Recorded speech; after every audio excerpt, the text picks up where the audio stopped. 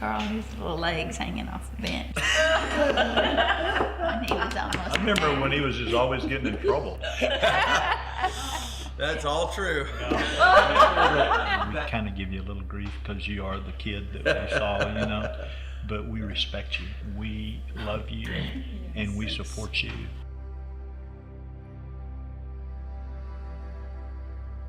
Yeah, I want to just start by saying how honored I am to sit around this table. You guys are really some of the pillars that have helped build our church. And as our church grows, not everybody gets to see you all individually.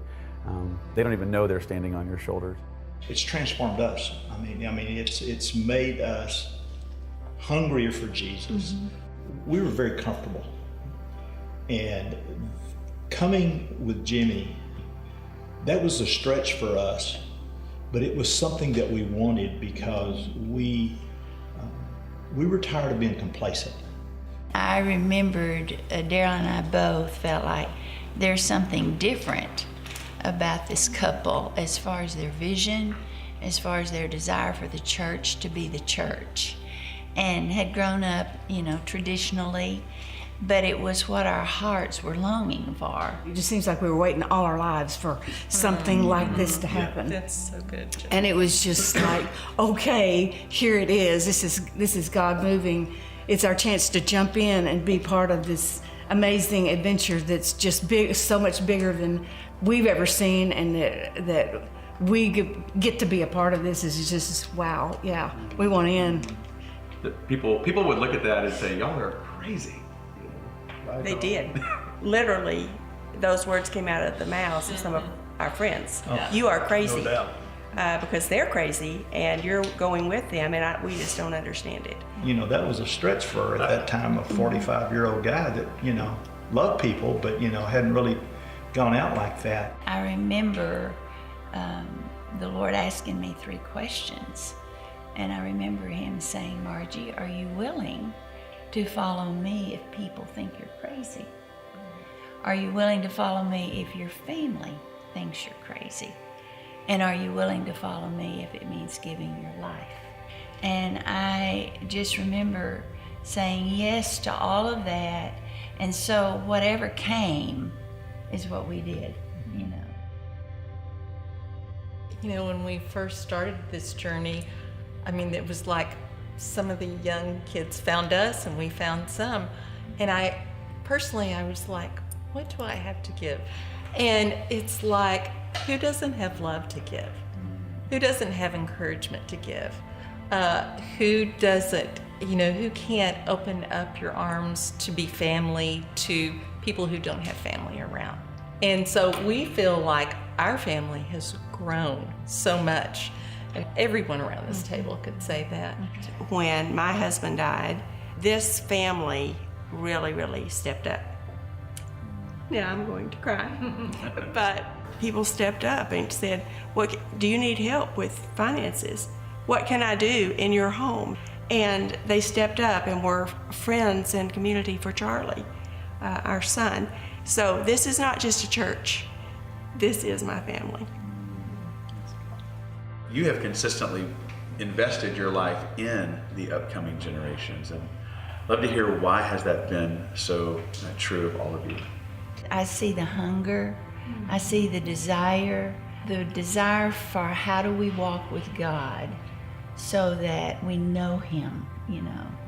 We live in a fractured society that, I mean, I wish I'd have had it.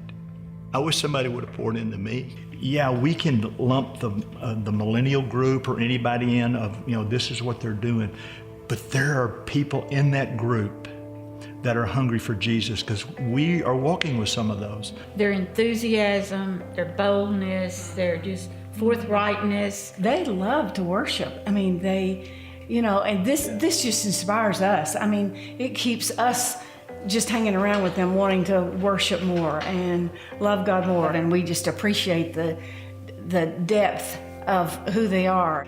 They bring life. They bring life. And I mean, if you're not doing it, you're missing a blessing. We get way more than we've ever given any one of the kids we've walked with. It's just life-giving to us. Yeah, it's sweet and it's, yes, life-giving. We always come away, like Ken said, it's saying, we're so rich. I think the biggest challenge I have with the young people is getting them out of my house. You know, once they come, it's getting them out of there. That's a good one. And so anyway, love this generation. Sure, we'd love to sing Thou Art Worthy once in a while, but it's not hard. It's just something that builds strength in you and others around you.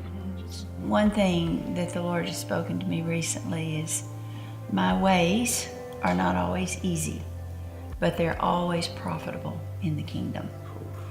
And that the trials are not to destroy the gold, but to reveal.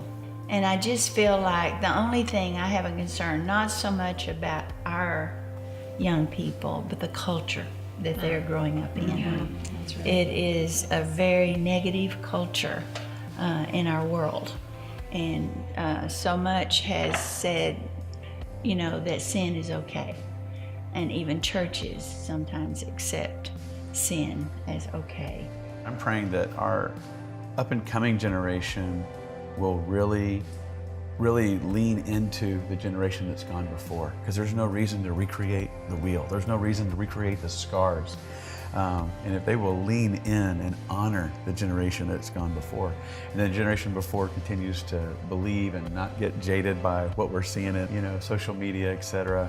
But if we actually will take the passion of the young, the wisdom of the experience, and put it together, that is potentially explosive.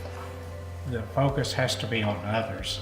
Jesus first, others second, and me third, rather than me first.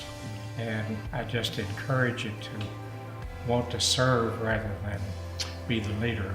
Just complete surrender of your will. You know, it's not, that's it. Just do the next thing he tells you to do. And do it with a broken and a contrite heart. The John F. Kennedy quote comes to me, and I tweak it a little, but ask not what your community can do for you, what can you do for your community? And I think that is a hallmark of Antioch, that we don't look for what we can get, but what we can give. And as you do that, you receive. All of these guys, and now couples too, that we have loved, you know, that we've cried with, that we've rejoiced with. Yeah, these people are in the four corners of the earth making a difference. It's really a sweet thing, that we wouldn't trade for anything. Let's go back and get involved. Let's reinvest. Find somebody to pour into, because there is a great need, and I promise you, you will not be disappointed.